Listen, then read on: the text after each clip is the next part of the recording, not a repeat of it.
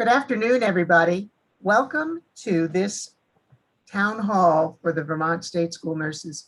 We are so grateful that Dr. Breena Holmes is here to answer some questions and give us some information that will be so helpful as we help our schools move forward, as we move into these final weeks of this school year, which has been a school year like none other. And thank you for being here. Thank you for the questions. We were laughing beforehand that we would have loved for this guidance to come out before the middle of the day today, so you would have all had a chance to read it. But we felt very strongly that we wanted to move ahead with the town hall anyway. I know that many of you have questions, concerns, and I think you're going to have a lot of answers as we speak with Dr. Holmes today. And you're going to be recognizing that things have changed a lot, and our role in some respects has changed significantly as well. So I'm going to turn it over to you, Breena. And again, thank you so much for giving us your time and being here with us today. Can you see my screen? It's a miracle. Okay. So I am grateful to be here today because I'm just back. I looked back through when I was pulling up the slide deck, and I did give a talk to you on April 30th of 2020 that had the same graphic. So that was sort of remarkable. And in it, we talked about how school nurses could start thinking about where the tables were being set for the conversation about the fall, and whether or not those pathways were clear and how we could find a way for school nurses to the table. So I just wanted to start today with that brief moment of reflection that, my goodness, you found your way to the table, and now you're completely the center of the room where it happened. So what I'm seeking all the time in our work, first of all, is brief moments of time for reflection, but also, so what has happened this year that we don't want to go backwards on? And for me, the top of the list is the way that your administrators and your medical community has pulled together with a common goal of figuring out this virus and supporting families. So I wanted to start in that spirit because I'm so impressed with how you've been able to do that. So this slide is intentionally changed. The new guidance is called Strong and Healthy Year. It's no longer a start for obvious reasons. It's well into the year. Click. And you know how I feel about you all, but it also helps me after a busy day at 4 o'clock to slow down and just start with gratitude. I really will be talking for the rest of my career about what you have all accomplished together. So I put this in, this breaks every PowerPoint rule, but this is the summary of changes, 2 paragraphs at the top of the document that came out today at, I don't know, Clayton, noon. But I just wanted to make sure we were grounded in it because it's really the Agency of Education's reset on what this document is intended to be. So it's updated today. This is the last time we're updating it for this school year on the evolving understanding of COVID in schools and in recognition of where we are as best as we understand, as best as we can forecast a pandemic. And noting schools have operated for 7 months under extraordinary conditions, gaining real-world, on-the-ground experience in preventing and responding to cases. And with that in mind, the role of this document and its importance have shifted. You know, it's no longer needed to be 40 pages where you have to find every notation about the topics which you're now experts in. Accordingly, some sections of the guidance have been wholly redrafted, and some of the sections, those of primary interest to subject matter experts, have been pulled out into standalone guidance. And the examples for that are HVAC, food services, the social emotional support for students. And it's allowed more of a streamlined editorial updated process as conditions begin to evolve. Finally, there are sections where relevant requirements reference potential updates or changes. And what we mean by that is the Vermont Forward guidance is now sort of paramount to the Vermont story. So in my review, I mean, the health department was a big part of the revisions. These are the 7 areas I wanted to address at the onset of this meeting. It's just a nice section about health equity. I didn't need to address it, but I'd really like you to read it. It's, to me, one of the most important parts of this virus is the way it has impacted people unequally, and with the inequities in our society have been exacerbated dramatically, which is such an important principle in schools. And I know you've lived it your whole lives, but now we have a different frame for it that's even more glaring. We will talk about health screenings. I briefly touched on the return to school after you've had a vaccine, meaning when you have some symptoms after a vaccine. I don't have a slide on masks. I just wanted you to know that it links now in the document straight to the CDC, because as you know, the CDC is working hard on better fit, at least 2-ply. They don't go so far as to say double masking, but how a mask fits is very, very important. We'll talk about cleaning and disinfecting, which is lightening up significantly, physical distancing, and then at the end I pulled out the public use of your facilities. We've added back volunteers, and just a brief mention on field trips because people ask us all the time. Okay, we're going right into the meat here. There is no longer a screening question about travel. Exposure and symptom screening should be done at home. And the students and teachers and staff are going to be following the Vermont Forward Guidance, which says unvaccinated people can travel without quarantining. And when they get back, they should get a test within 72 hours. We're going to talk a lot about that today, I promise. This means students and staff will come back from traveling and walk right into your school. And, I've talked to pediatricians about this. I've already heard from several of you, and I know this doesn't feel good. So I want to reassure you that I have triple checked this with Dr. Levine, Patsy Kelso, Secretary French, and this is the decision. And I will talk a little bit more about it as the slides go on.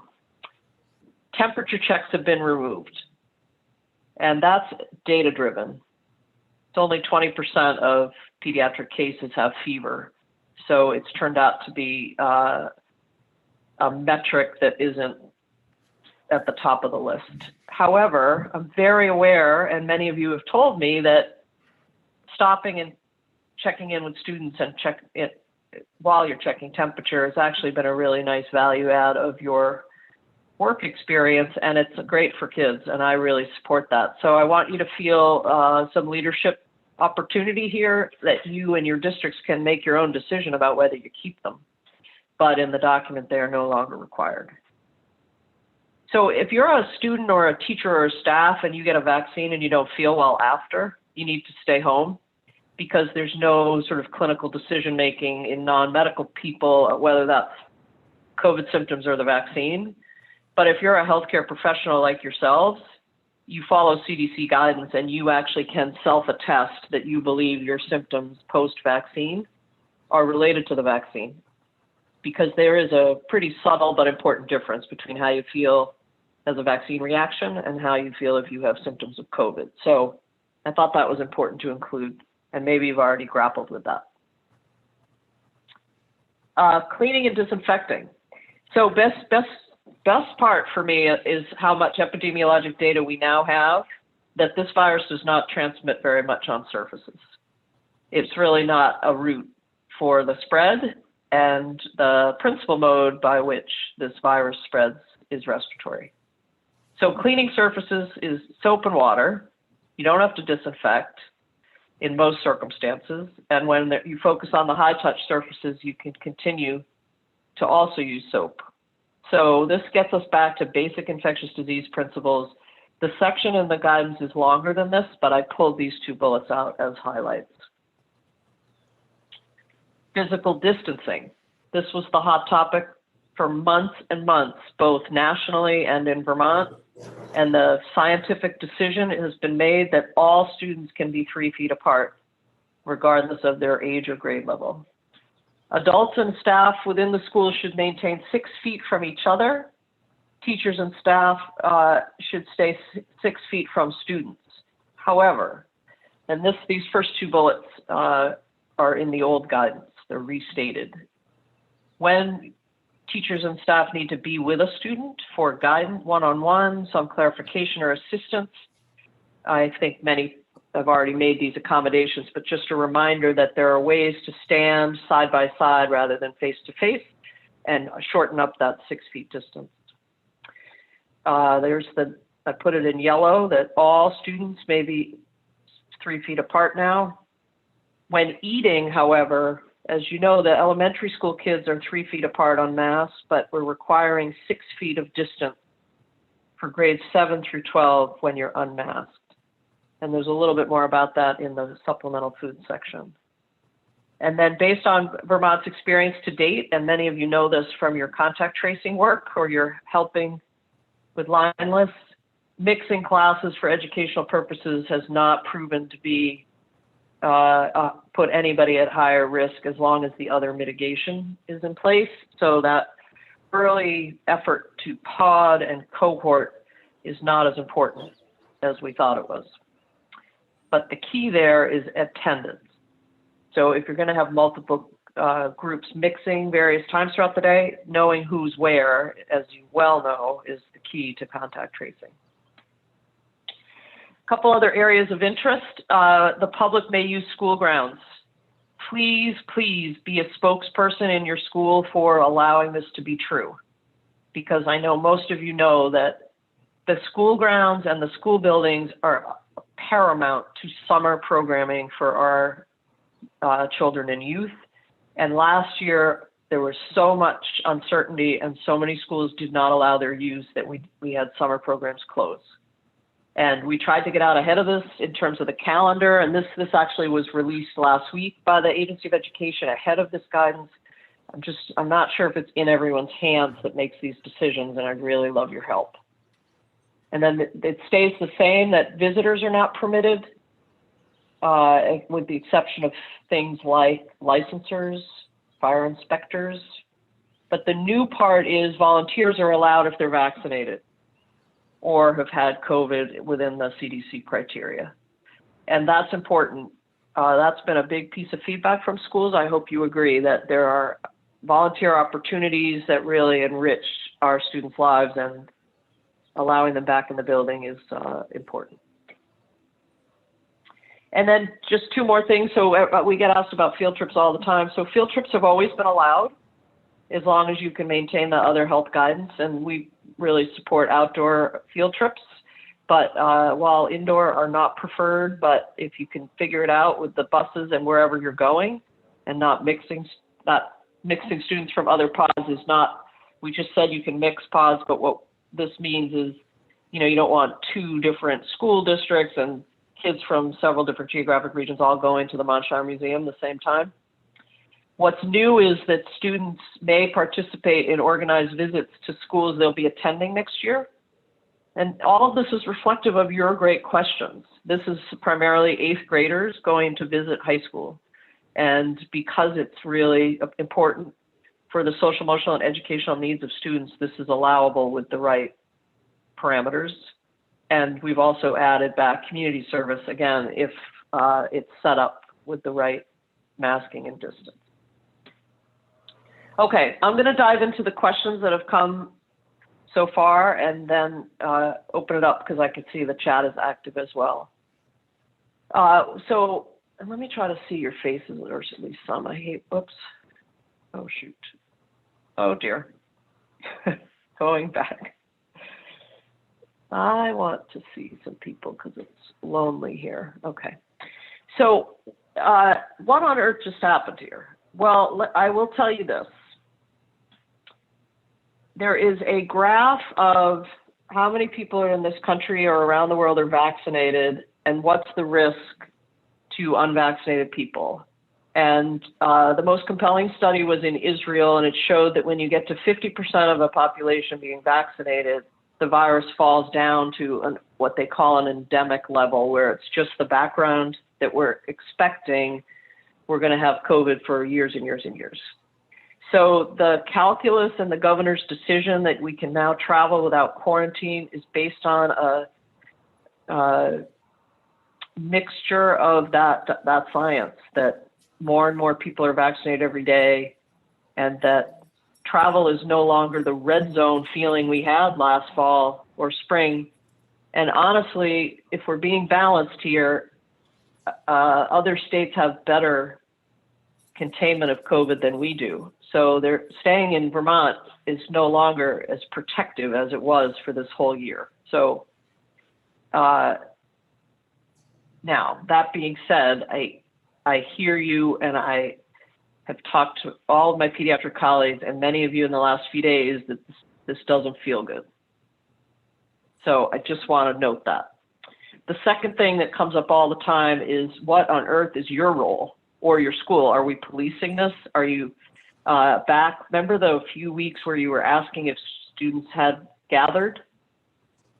Or Johnny was telling you he gathered and you were stuck with this like, so I just confirmed with Secretary French, you have no role. This is not a school thing. You're not going to be policing when if someone says, I traveled, but I'm not being tested, it's just an honor system. We're just not doing anything about it. That's humans. This is not a mandate required test at 72 hours. It's do the right thing. If you travel, come on back and get yourself a test.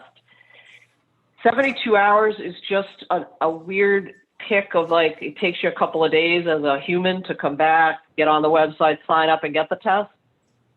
The real advice, at least my pediatric advice, is if you travel, get a test when you get back, like the day you get back. So this 72-hour thing is just a human logistic.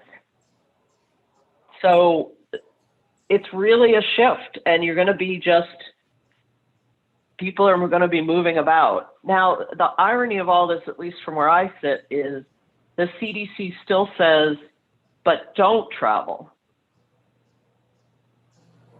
So we're in a space of you can travel, but don't. And so now it's dropping this whole thing down to we got to shift back out of our role in all of this. And it's now society is people are going to make their own risk decisions. And then we're going to hold our breath, because I know what you're all going to say, which is, yeah, people are making their own decisions, but it's impacting the rest of us. And I just hear you, and I'm just going to leave that there. So this question of your role in the enforcement just got confirmed before I could shift the slide 10 minutes ago. There's no anything. It's just people moving about. Okay. These questions are all related. It may be repetitive, but I want to keep just grappling with the nuance. So these came in from you. If an unvaccinated person travels out of Vermont and comes back, the plan directs that they get tested within 3 days. There's no mention of quarantining. That is true. And I did want to acknowledge something else. I think in the space between Tuesday's press conference and this coming out this morning, many of my great colleagues, maybe some of your great school liaisons, maybe some of them are on today, got into the space with you and said, oh no, I'm sure the kids are going to have to, not necessarily quarantine, because that's a certain term, but maybe sit out while they're waiting. And I think you heard that advice from some people, and I totally get why they gave you that advice, because it felt very common sensey, but that's not true. There's no sitting out. There's no quarantine. You go right into school. And I agree with you, there's some inherent risk to that. The time period for testing receiving could potentially miss infections. That is correct. Whoops. So again, I just want to acknowledge that all these months of us working together as medical people to understand when you are exposed, potential exposure to the virus, when you might develop symptoms, when you should be tested, is not in this policy. This policy is it's okay to travel. I'm with you on the paradoxes here. We have a lot of these in COVID. So we no longer have to kind of try to do a timeline with our students like, oh, you went to Massachusetts. I always say Massachusetts because I'm from there. I promise I don't think it's any worse off. But you go down, you see someone, you come back, and now when do you get tested? The answer is you just come back and get tested. It's all very turning of the spigot. It's us getting back to a space where this isn't, we're just not, I mean, honestly, they're just not that worried about it at the administration's level. This next comment I took through Clayton, I put in directly, and I'm going to read it because I believe in open communication. This person asked or said, it seems that these new recommendations are based on the fact that many adults have been or will soon be vaccinated, despite the fact that the percent of people vaccinated is well below any estimates of what a vaccine rate would need to achieve any kind of population immunity. No child under 16 can be vaccinated currently. Children who get COVID can get MES, which maybe they meant MISC, including heart damage, long haul COVID. Why are the Department of Health and ACCD moving ahead so quickly when I can read that out loud if to you you. could, Yeah, it yeah, says, please why are the DOH and the ACCD moving ahead so quickly when children can be seriously harmed by this virus? Yeah. So I guess what I'll say here is I've been impressed with the administration's integration of science. I very much trust Dr. Levine. I've watched the process of this spigot turning and the planning for April, May, June, and into the summer, and it feels informed. And there was careful consideration. So I'm going to I'm just going to watch and wait. As this person's accurate in that this graph of percentage vaccinated is not where it needs to be, but it's going to be there in like 5 days. I mean, we are on pace to be 50% vaccinated within the week. So I guess I'll leave that one there. I know I'm saying this too much, but I really hear you. And it has been it's been quite a few days for all of us. Okay, this is not related to the policy. These are refreshing. Are folks still considered vaccinated 90 days following vaccine? Yes. So the health department has stopped with its, there's no 90 days anymore for a person that's vaccinated as it relates to the cutoff for whether they have to quarantine if they've been a close contact. There's no time anymore. I mean, and I'll tell you scientifically, the people that had Pfizer vaccine in their early trials are showing 180 days of almost the same immunity as the first week. It's extraordinary. We are so excited about the longevity of the antibody in these vaccines. So the question we get asked all the time, I'm sure you do as well, will you need a booster? Where are we headed? And we don't know. But several months ago, I said, oh, sure, we're going to need a booster every year like influenza. But lately, the scientists are saying, I don't know about that. We might have immunity for more than a year. Good news. I like this question, too. Wondering what you see the role of COVID coordinators for summer school and next year. We're trying to anticipate needs and make hiring decisions. So, I haven't seen the exact metric of how many COVID coordinators are school nurses, but it's a lot. So I want to use this opportunity to think about school nurse leadership. You can call it COVID coordinator.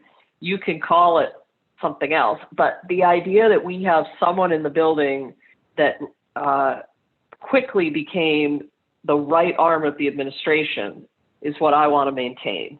So per se, I don't know how to answer the summer question because school districts handle summer so differently, but I do know that we are going to need people this summer in programs, whether it be in a school or otherwise, who understand this outbreak prevention and response that you've all been a part of.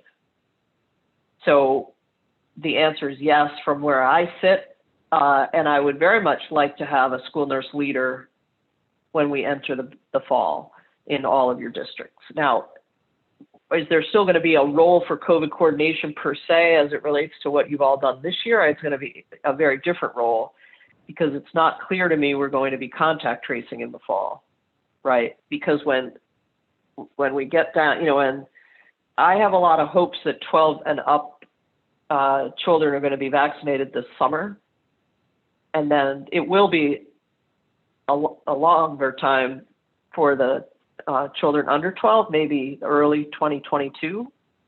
So in that space, there'll still be cases in your schools, but whether it will be reacting to them the way we do now is pretty uncertain. So that might need more discussion.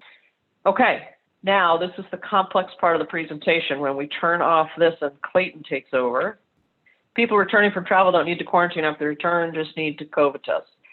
But the algorithm is wrong. That is correct. The algorithm, it needs to be fixed. So we have a lot ahead here, team, because our website for the health department has to be fixed in like 30 places without hyperbole. And they're working on it already, but we are in it. And the algorithm has to be fixed, but we still need it because close contacts of people with COVID still need pathways back, and people with symptoms still need pathways back. It's just the travel that comes out. So you're still quarantining if you're exposed to COVID, right? Everybody good with this?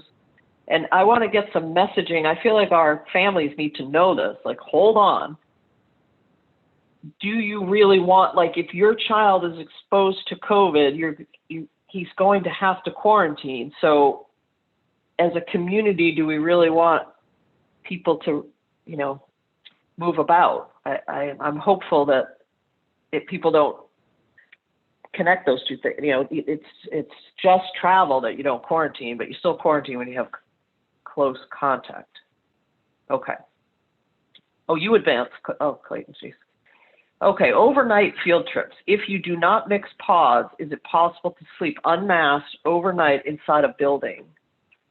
Page 12 indicates you cannot wear a face covering while sleeping, and page 60 indicates indoor field trips are not preferred. Natural ventilation from the supplemental document includes airflow. Okay. This is a hard one. Clayton and I talked about this yesterday. I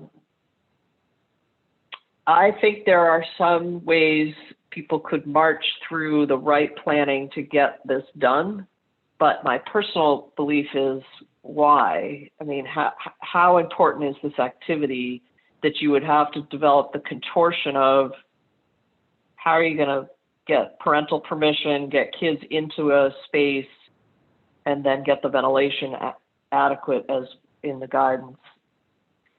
And I think this, if your school districts want to have overnight field trips, I think we need to do some planning with you, the school and child care branch, because we had a few people ask for February break, and obviously that was 2 months ago, but it just gets hard to meet because the governor is moving slowly on gathering, as you're seeing. There will be rules about unvaccinated people gathering until July 4th. And when unvaccinated people gather, they have to be a certain distance apart. It's not 6 feet. It's a parameter of, I think, 100 square feet per person. So this takes you out of the school guidance and into the gathering guidance.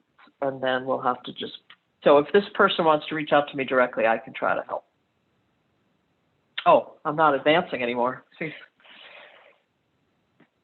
The health department recommends testing for people with COVID symptoms. Should we now direct everyone with symptoms to test? Can we still follow the VCHIP triage tool for recommending testing?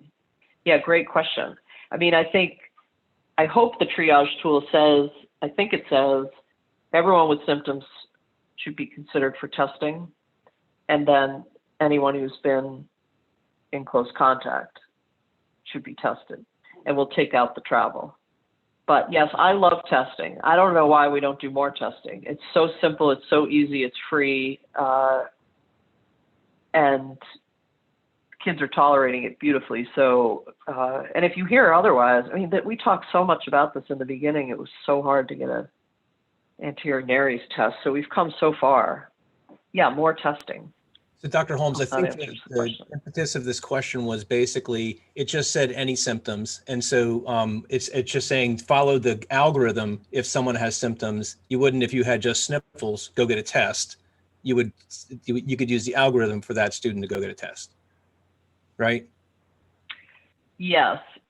It's a little bit, so yes, I mean, remember the algorithm was when we were sort of parsing and trying to figure out, if you have two symptoms, just go to your medical provider and get a test. But if you just have one of the symptoms, you can hang out. That was really based on feeling like test access was going to be difficult. But I think at this point, anyone that wants to be tested should be tested, either because they think they did something that was a little risky, travel, or they were exposed to someone that has COVID, or they've got a touch of the sniffles. It's a funny disease, as you know. We're seeing more abdominal pain. That hasn't been written in the literature yet, but we certainly had, we know nausea, vomiting, and diarrhea is part of COVID for children, but now abdominal pain is sort of anecdotally coming in, and I think you'll see some of that. So I just think people don't feel well, they should get tested. Now, if it resolves in 24 hours, that's not necessary, but anybody beyond a day or two.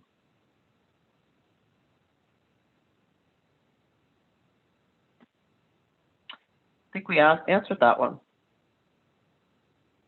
So it's not 90 days anymore. They took out all the numbers for vaccinated people. They're just vaccinated. As the governor continues to open up the economy because hospitalizations and deaths are low, will we get to a point where we're no longer required to do contact tracing? With the number of cases going up, this is a lot of work for schools. Yeah. Let me just say, let me take this moment to say, the work you have done in this space is extraordinary. I could see it when I join the calls or see you on this Zoom, how tired you are, how hard that work is, and how relentless it is. And the cases are up. Like you're never going to get some weird spin from me. There's more cases in school-age children. And that's a ton of work. But we are not going to stop contact tracing during this school year. I really can't crystal ball next year for you, and it's a weird place for me to be to think we wouldn't, but we also don't do it for flu, and if this becomes endemic like flu, we have to just shift our thinking that it's just a virus.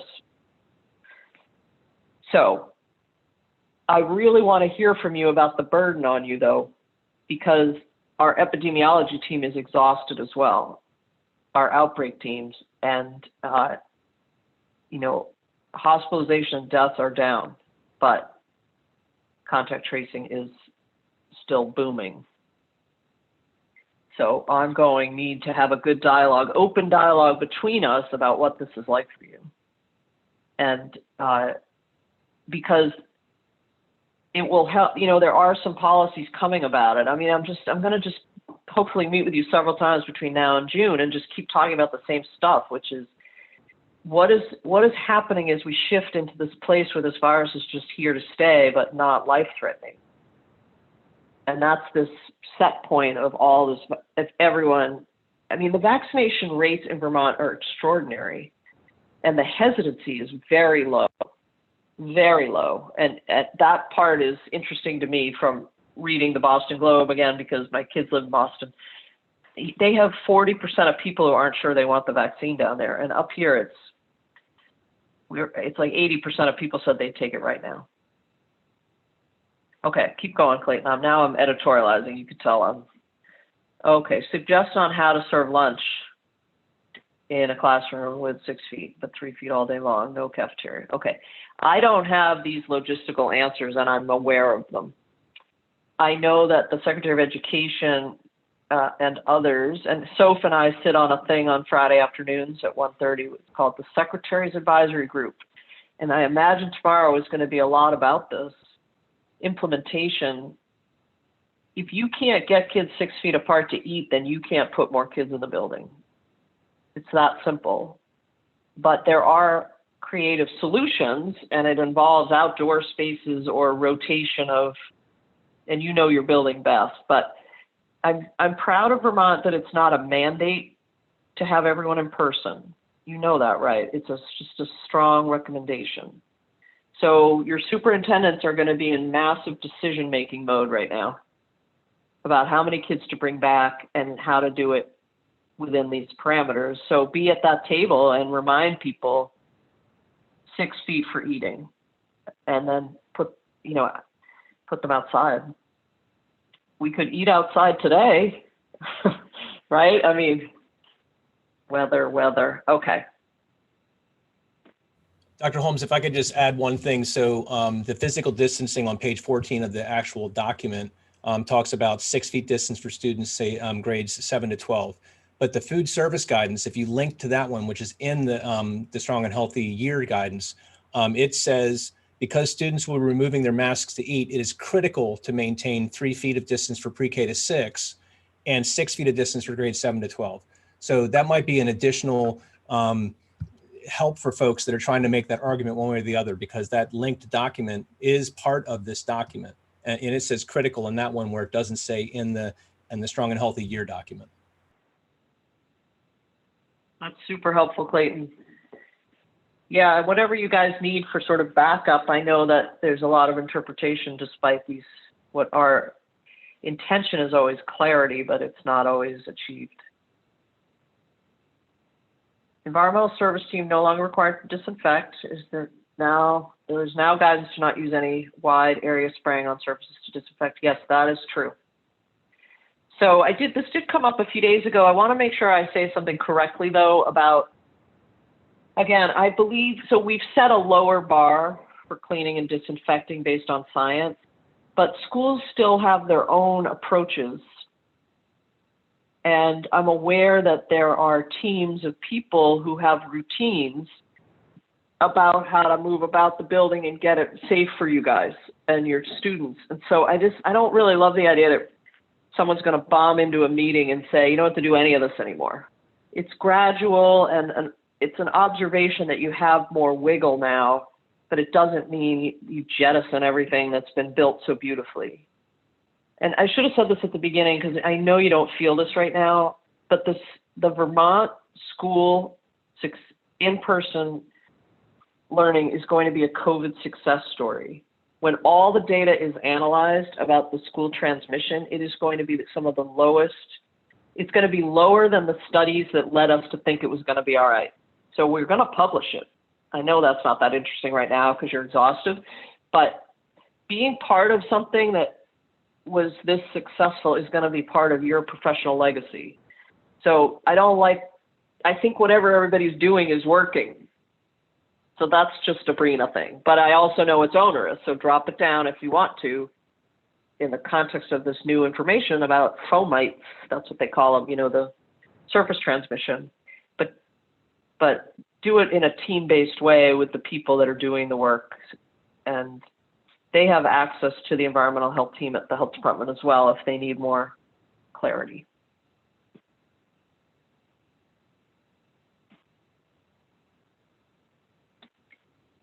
These new guidelines don't address cleaning shared items. It is not necessary anymore. And I should have said, in case you guys have a pre-K space, if you are part of your 3 and 4-year-olds, Elisa Stahlberg, the MCH director, and I and others are working on, now that this is out, backing it down into childcare, summer programs, day camps, and everything's shorter and less onerous. And all of that is gone. You can bring back I love that word, manipulatives.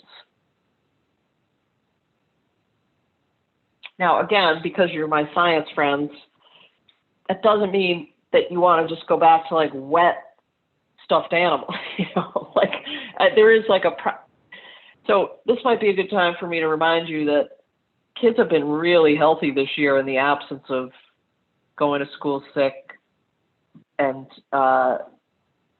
masks, and pediatricians are a little bit they're making a lot of observations that they don't have any sick visits, except for people concerned about COVID, but it's really been and the inpatient at UVM for things like asthma are way down because we've controlled infection. So again, we're not going to slip back to the land of your fever kids with big runny noses are running around schools, sharing stuffed animals with their buddies who are vomiting. How's that for us? Okay.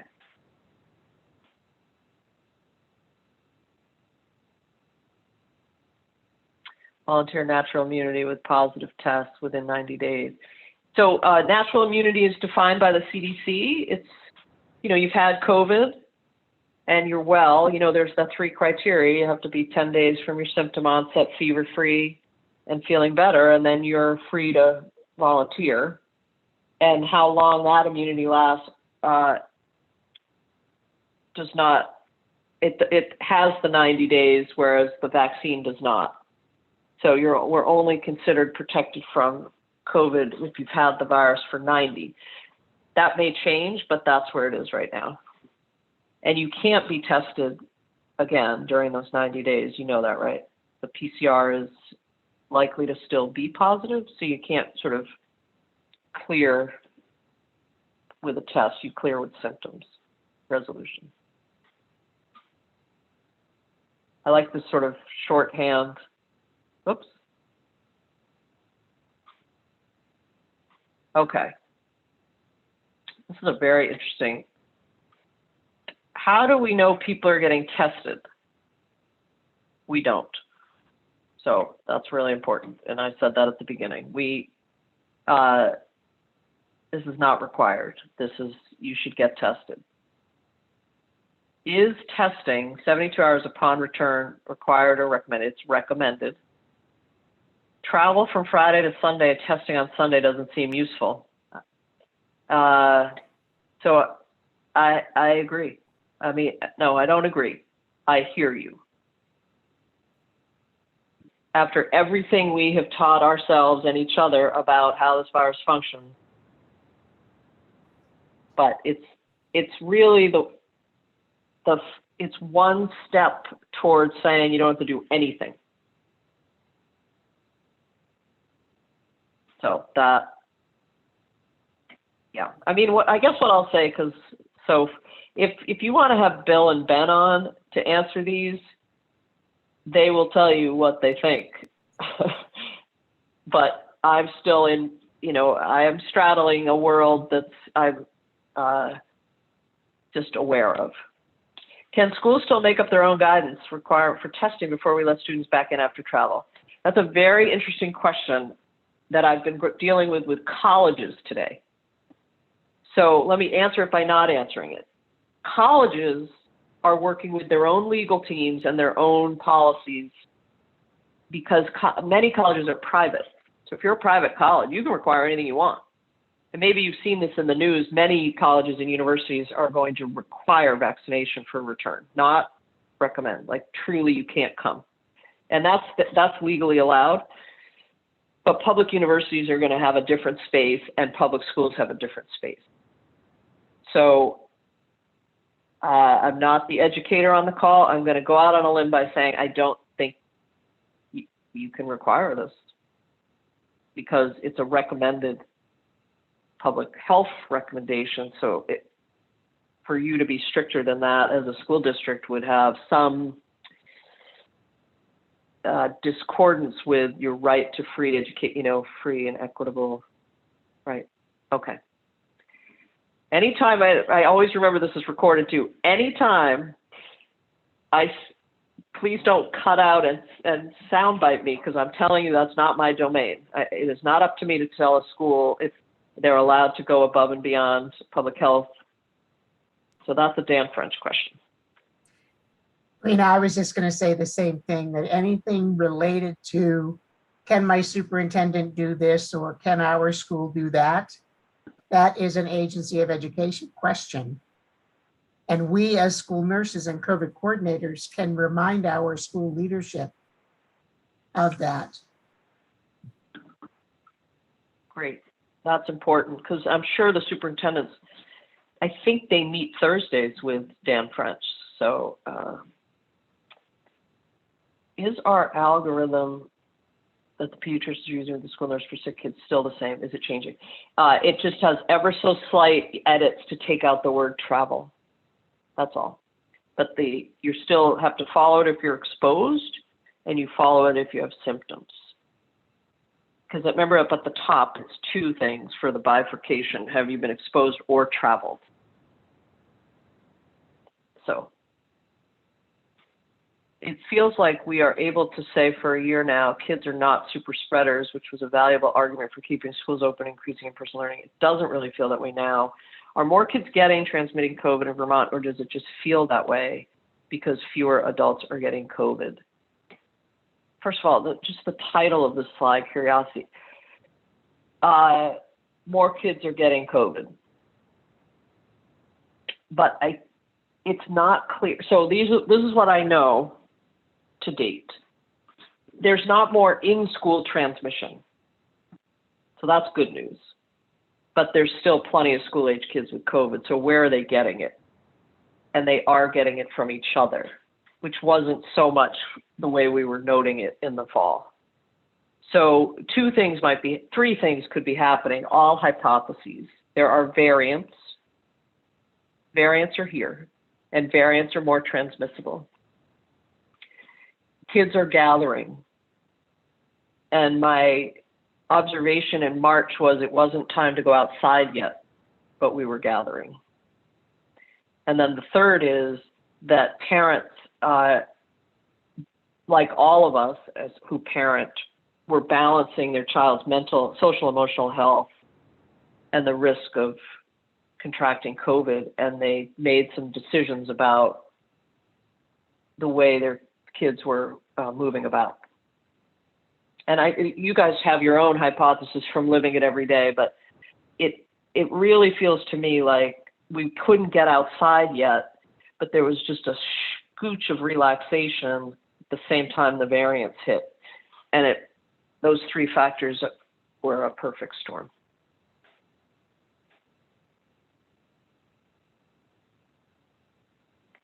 Is anyone else concerned that not as many will get vaccinated now that they don't need to in order to gather or travel? I'm worried the percent immunized will not be as projected. That is such an interesting question. And I was asked it by a pediatrician this morning. I don't worry about that because I think people still feel there's a set of things vaccinated people can do that are different. But that might be just my over-interpretation of the way it reads. It feels like the energy to be vaccinated is still alive and well, because we hear every day at the health department. I got on and I switched and I got my appointment and I went, we still have tons of people lining up and begging and moving their appointment. If they get one for Friday, they find one on Tuesday and they go to CVS. But time will tell. That would be a very unexpected consequence. I just want to pop in here, and I think we can continue to encourage immunization because who wants to get sick? And we're going to get sick if we don't get immunized, or sicker, as the studies show. Well, and you still have to quarantine if you get sick, and the people around you have to. Mm-hmm. So that's a good messaging. So, and the health department's communications people are trying to stay out ahead of all this. So hopefully that's getting to you all as well, that you do not want to get COVID.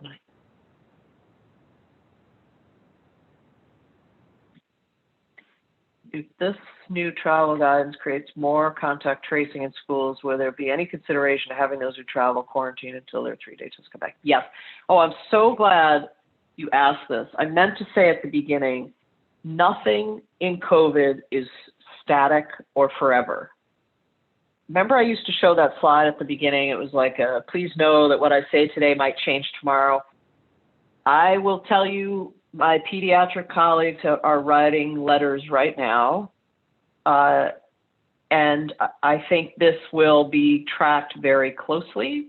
and that you have an essential role in this, the observational and data-driven perch that you have in your schools. Because we won't have any way to, it's not going to be an easy cause and effect, because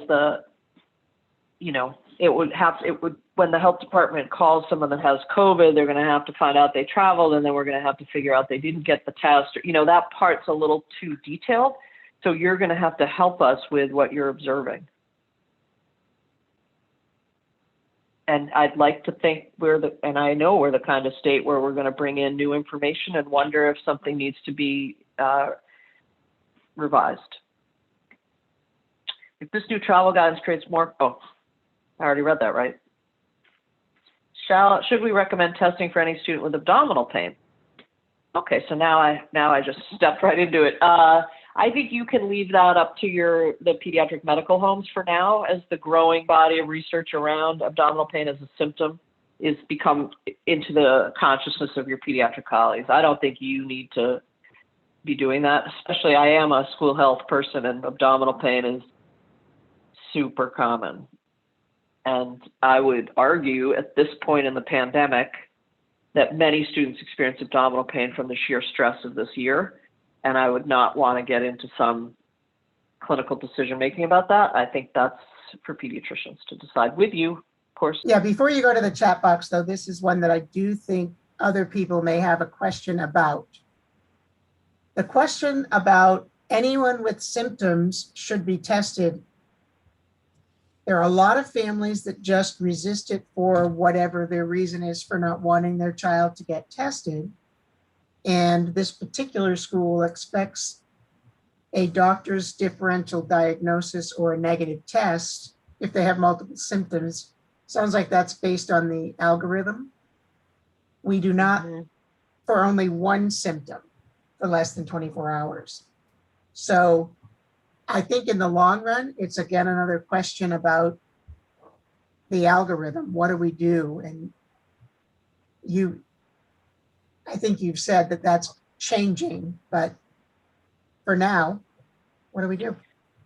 Yeah, I mean, that part's not really changing. I mean, we're still really confident that if a child just has one symptom and it resolves easily, that you don't have to test all those kids. So that side of the algorithm is really the straightforward part. It's this sort of persistence or multiple symptoms that I just really want the pediatricians to sort out, because they have to keep up on the medical literature about what COVID does. And then we also really want people to experience the shifting sands of what is this virus. I just can't imagine trying to make that decision only on an algorithm anymore. But I also know you guys are in the hot seat on that, and that that's probably the number one call we get too in childcare as well, where childcare doesn't have the benefit of school nurses. They're trying to keep kids out.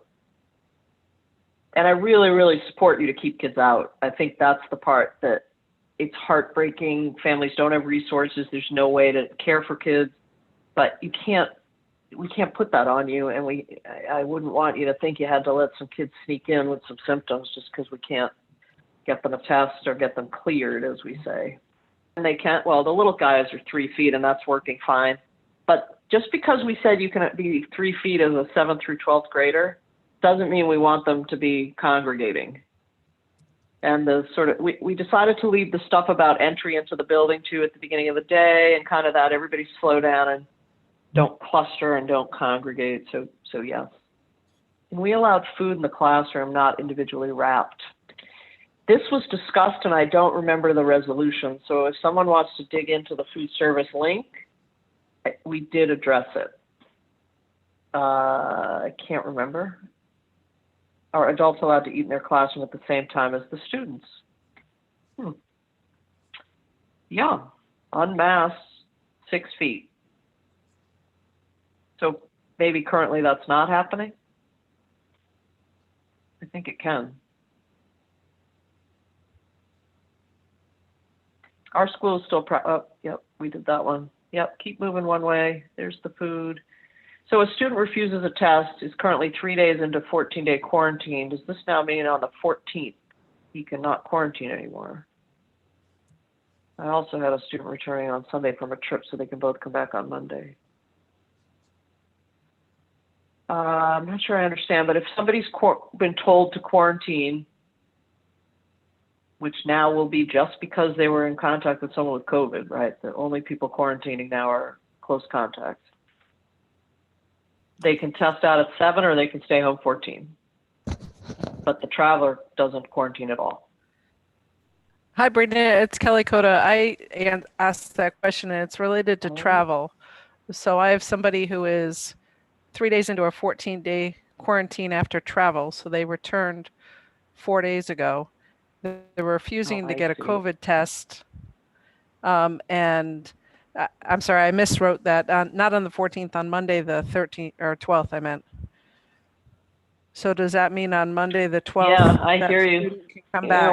This is such a real time, right? Because tomorrow is the day that you can travel without quarantining.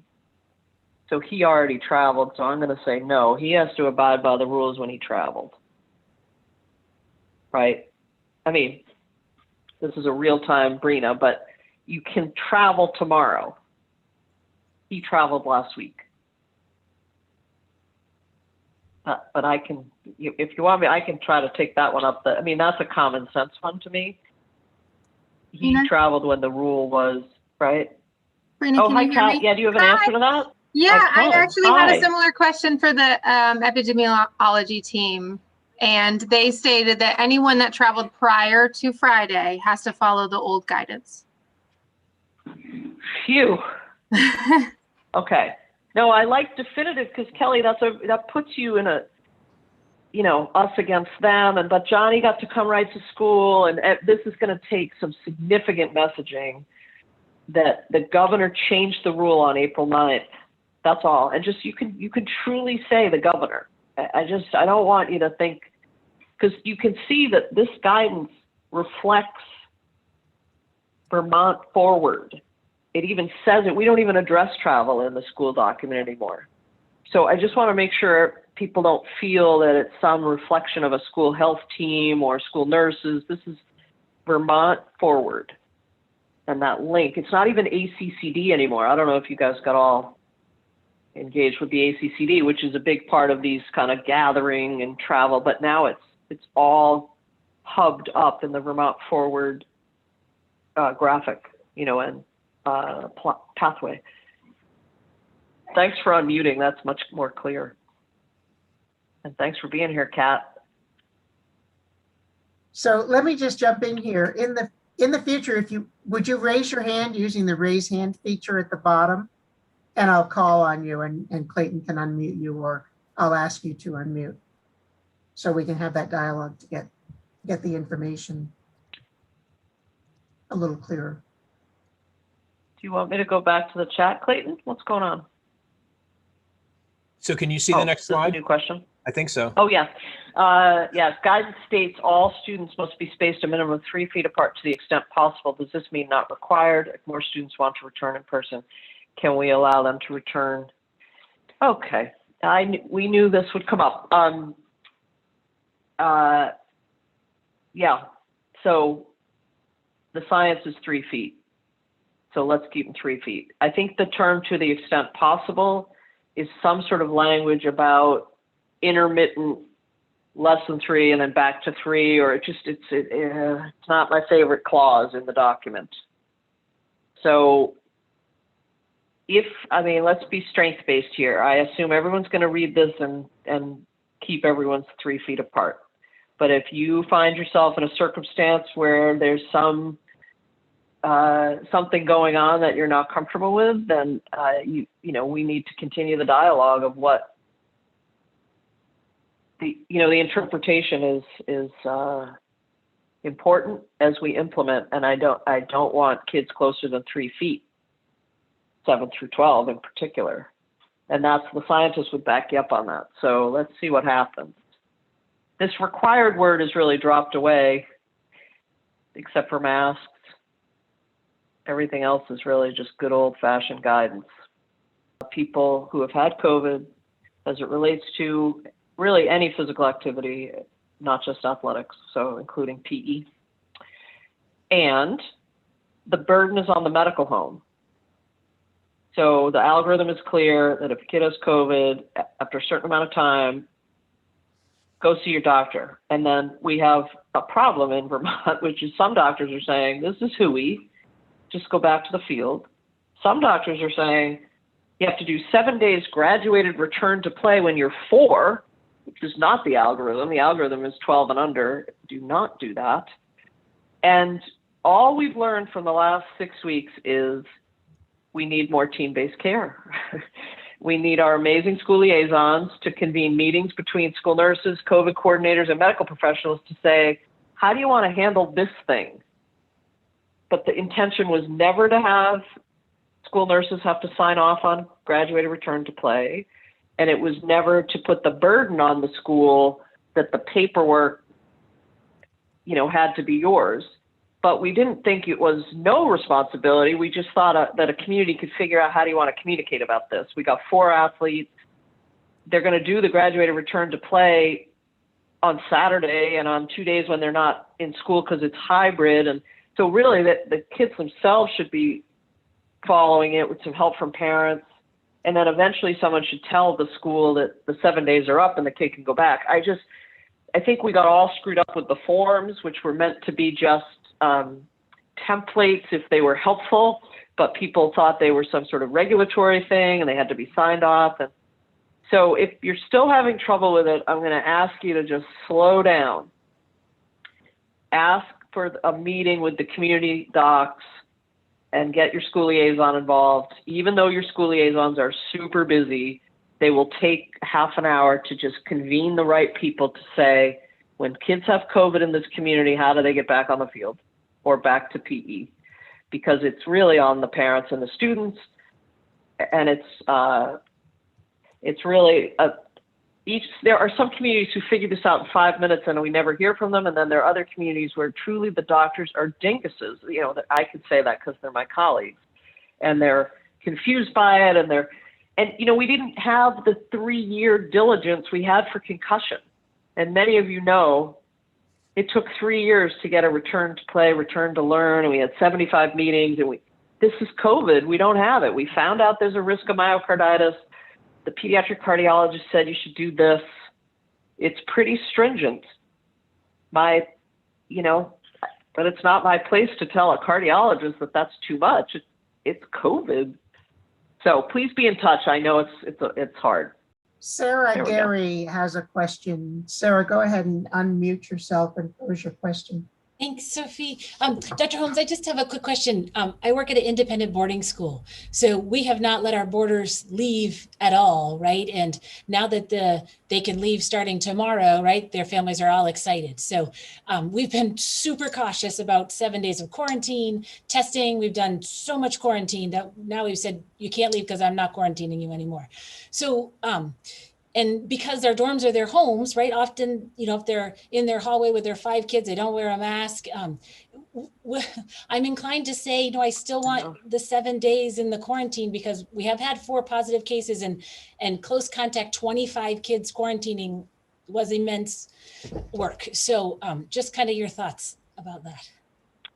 Yeah, Sarah, it'd be so fun for you to be on the thread with the colleges today because you would have that authority and autonomy to not abide by the rules because you're a private entity.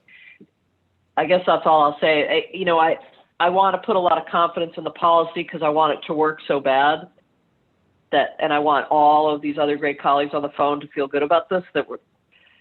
So I'm going to just stay there that it's going to be all right. But if you're describing a very something you have more control over, then you could, and if you want, I could put you in touch with some of the college people. I'd be happy to do that because they're getting their lawyers involved. It's all classic, overwrought. It's like what you just said. It's people's rights versus the responsibility versus the unknown. So I'd be happy to put you in touch. I don't know how to answer for you specifically. I just know the public schools have their answer. Contact tracing is not sustainable. I hear you, whoever that was. We're just, a couple of less cases per day the last 5 days. And you've heard Dr. Levine say, a couple of days of data does not a trend make. Have you heard him say that sentence? But I am watching the daily cases in schools, and every day it's better the last 5 days. That's perky, positive Breena. Maybe it's getting better. Maybe the genie's back in the bottle here, that it got warm, winter sports ended, and we kind of woke up to the gathering as parents. And how's that for that too? So go If ahead. you want to just acknowledge that contact tracing is not sustainable, I hear you, whoever that was. We're just, there are a couple of less cases per day the last 5 days. And you've heard Dr. Levine say, a couple of days of data does not a trend make. Have you heard him say that sentence? But I am watching the daily cases in schools, and every day it's better the last 5 days. That's perky, positive Breena. Maybe it's getting better. Maybe the genie's back in the bottle here, that it got warm, winter sports ended, and we kind of woke up to the gathering as parents. And how's that for? Okay. So this is super helpful. And Ashley and others, graduated return to play is a mess and a nightmare. I fully agree. Physicians are being clear the graduated return is a school's responsibility. My local physicians have refused to complete it. We've taken it on as a school because the kids need to get back.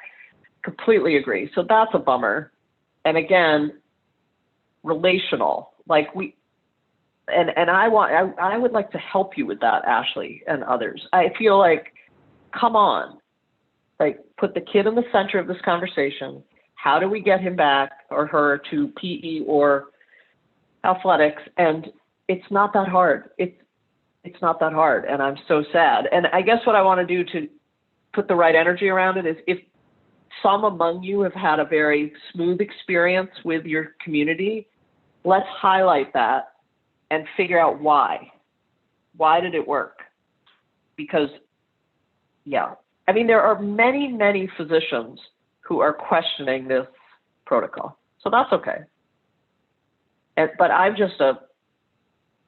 when a pediatric cardiologist tells me he's worried about something, that I'm done. And but that's just me. Okay. A statement that face shields for adults is less preferable but allowed is that instead of masks. Oh, hi, Jenny. So that didn't change. That's always been the language in the guidance. It is going to be fun to see what pops out at you now that it's only 18 pages. That was always there. So it's very specific in the guidance about a certain type of adult that has a role in a school that requires people being able to see her mouth. But we do not allow them for preference. And we've been very strict that you can't just decide that it doesn't work as an adult. So if the language isn't clear, I'll have to look at that again.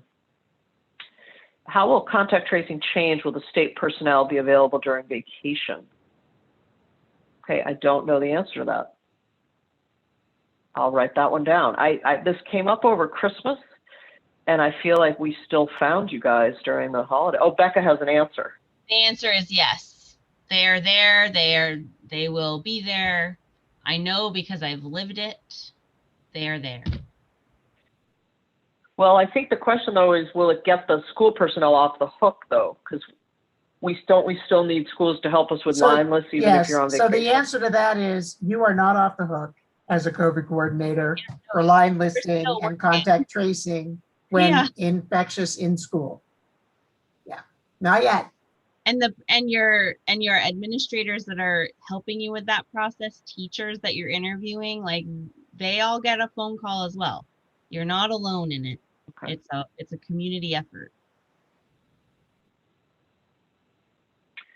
Okay, so we're going to find out about individual wrapping of food. We're going to find out about a lot of these we did answer. Oh, I see what's happening. So maybe we're catching up to Our superintendent said, this is from Allison, that our superintendent said the question about requiring a negative test was asked in the superintendent meeting and they were not allowed to do so. Okay, so you were getting real-time closure. So that's the answer to whether or not a school could have a more stringent policy than the governor.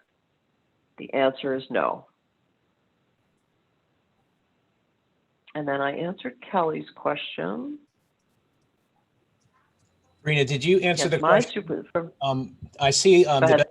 I'm sorry, Breena, if you can hear me, but the continuing the morning checks, but if the district decides to stop the temps, can they cease them as starting tomorrow? Did you answer that already? Oh, I didn't answer that. Yeah, you could stop right this minute. It went live. Someone tell me what time it went live. 12:37. Stop right now. You know what I love about this? Soph and I were reminiscing. We recommended removing temp checks in October, and the governor put them back in because he just thought it was a nice slowdown, check out the temperature. So it'll be very interesting. Some schools are really attached to them. Some can't wait to get rid of them. I can't find it quickly, but somebody else asked in the chat, is it a self-attestation that for health screen questions about your symptoms that has to still be reported to schools? No. It's just a recommendation that people screen themselves at home. So this is a very big shift, but that one also schools can decide what they want to do. That's, to me, I think a lot of you have a technology. There's an app, right? And somebody paid for that. So if you have an app and it's working and it gets reported somehow, you know, I'm not sure you're going to jettison that, but anyone who's Breena, been I have a exposed- question that Oh. I've noticed several times in the chat. Are we still, here it is right here. Are we still asking that Here it is. students face the same direction? Is it now okay that they face each other? Yeah, we still want kids facing the same direction. You know, but we know what happens. But in terms of like a structural setting up your education environment, yes, face to face, it's higher risk. So you may as well just keep moving this way. That's why we recommend when teachers or others come one-on-one with students to come to the side. I mean, this is the part that we'll just talk about for the rest of time is the particles and the masks. I mean, the masks work. So, you know, it's amazing to think where we were a year ago. I think we I'd like answered to- the face shield thing, Yeah. and I think we answered contact tracing. So keep going. So- if So I you have more. Carol Davidson with her hand up. Carol, if you'd like to unmute and Yeah, pose your question. I just would like to know, does every student need a clearance from a doctor who's had COVID, or just the sports athletes at the high school and the kids in PE? Like, I've been letting positive kids come back on day 11 if they meet the criteria, but do they need a note from a doctor if they're not an athlete and not? No, I mean, honestly, Carol, nobody needs a note. Like it was how do we communicate that people understand what the risk is and then what was the disposition. And, you know, we've worked so hard not to have notes, but Okay. communication tools are great. I like them better than the word note. And many of you made them back for the illness situation. So the whole thing about COVID is about returning to activity. So yes, all students, all kids that have COVID that want to go back to movement, PE, sports, need to see their medical home. And then if you're under 12, piece of cake. The docs know what to do. It's a quick just checking in. And then those kids go right back to PE and sports. But if it's over 12, the current guidelines in Vermont says all of those kids needs graduated return to play 7 days, which is a huge pain in the neck.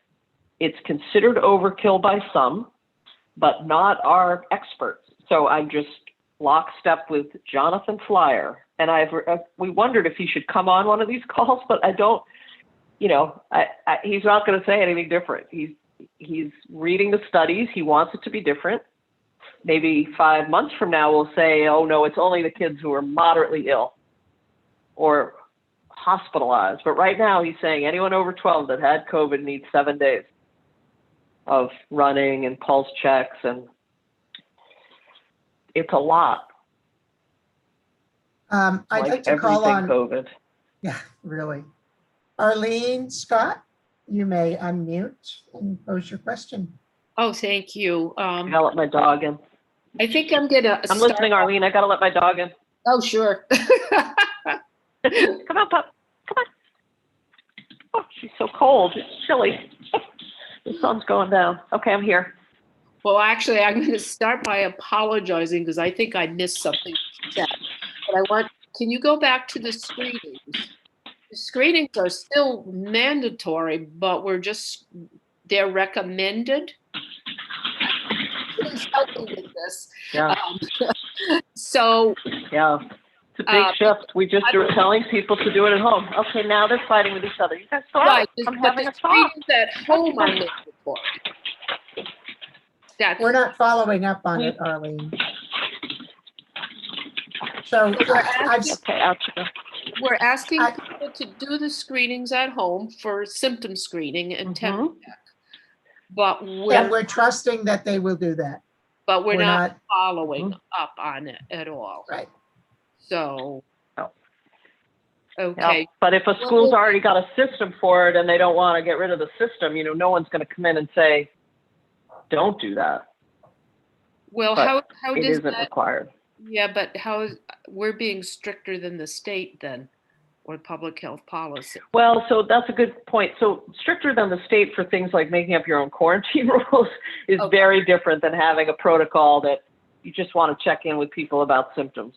Okay, Because the bottom line, and this is a really important role for school nurse, is you're trying to create a safe, not for COVID, just in general, you're in charge of infection control in your school, essentially. So you're just saying, I actually am going to collect this information as opposed to, okay, not. And I don't have a strong opinion about it because, you've heard me talk before. I think people are doing the best they can and they will check, but kids have been sneaking through with symptoms the whole time. oh, sure. Thinking yeah. about a staff question that came across that I read just before this meeting saying, I'm fully vaccinated. Why should I have to screen? And my response was, we're screening for illness beyond COVID. We want you to stay home if you have any of these symptoms. So. Yeah, that's right. Maybe that's something we want to keep going. Okay. From the staff perspective, businesses are requiring it, because again, they have that authority. A private business can still say, I'm going to ask you these questions, but from the public school perspective, we've taken it away. Okay. Thank So you. it sounds like Arlene's question also relates to the staff. If the schools are considered an employer, Mm. do they still question the staff and expect them? That's a good question. I got to grab a pen. That's a good one, Arlene, because that one, again, Soph is good at protecting me from talking about things I have no authority over. And I'm not that's like an employment law question, honestly. Thank We you. got So burned let's just once, table that Breena. one. Yeah, we got burned once, Breena. Okay. Yeah, we sure did. Okay, so we're keeping track here of what we need to find out for you all. So I have a question too about, and maybe it's going to be district-wide.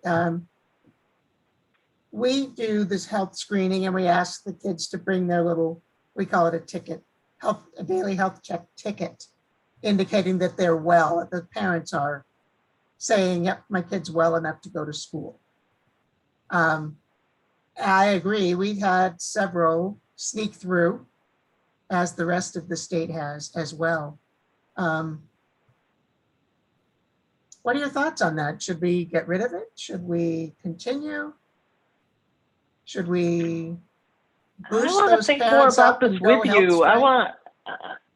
I just want to think about it more with you. I want to think about, the honor system of it. I want to think about people's habits that they've been doing it all along and you collecting it hasn't really been the crux of it. So my inclination is to say it's really just a societal shift that we're all being much better.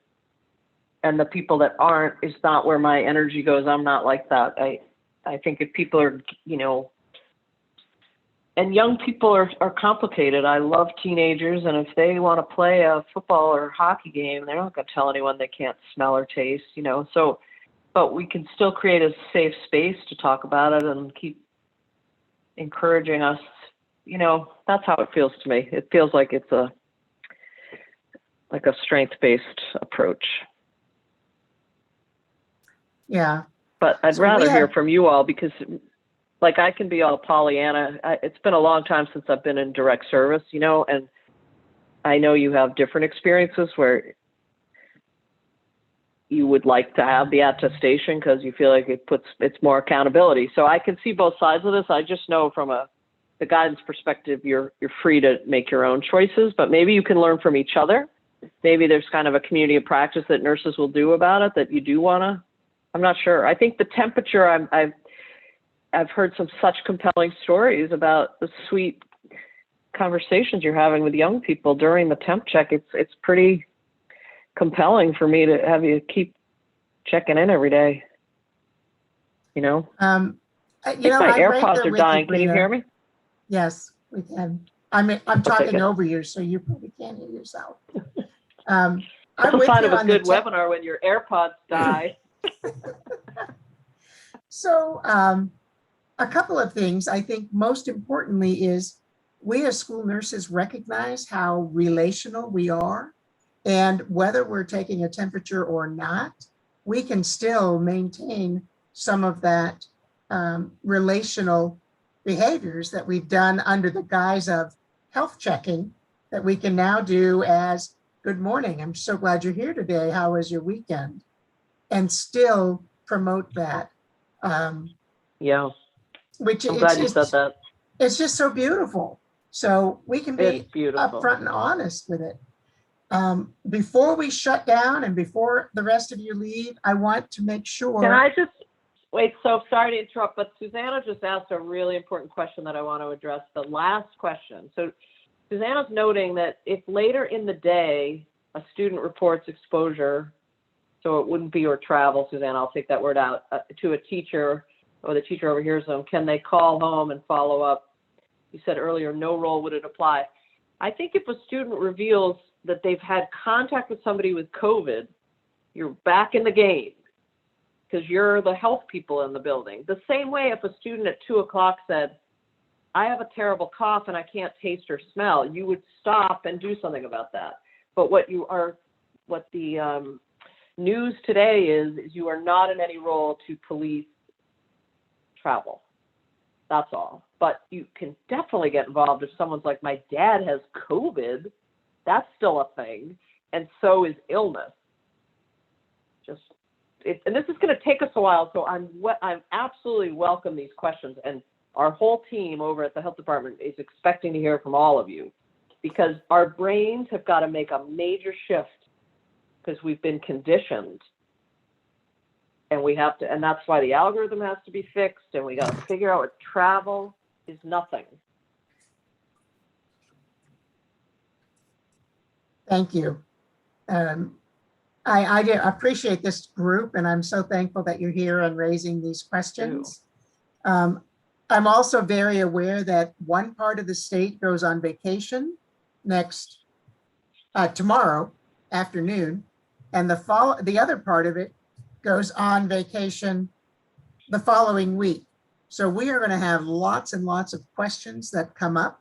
And I know that we can get Breena to come back and chat with us. I know that the docs, Doctors Lee and Raska will be happy to come back if we can fit things in with them. And I'm so grateful for that. If you like this opportunity to have this amazing connection, please go to the VSSNA.org website and purchase your face masks. We have lots of them. Clayton is modeling one right now. That money raised through those face masks is specifically to pay for this Zoom platform that we are using that enables all Oh. of you to be able to join us. So it's a fabulous face mask, the most comfortable and obviously the most striking. So you can represent who you are and remind the folks, I am a school nurse. I'm a Vermont State School Nurse member. And if you have a question about COVID, come to me. I'm the expert in your building. And I think that's really a valuable message. And Yes. we're just so grateful for everything that you are doing in your schools and in your school districts. It's been an exhausting year. We're not done yet, but together we can make it. And that's so important. So I appreciate all of you being here, appreciate all of you posing those questions, and we'll keep moving forward because that's what we do.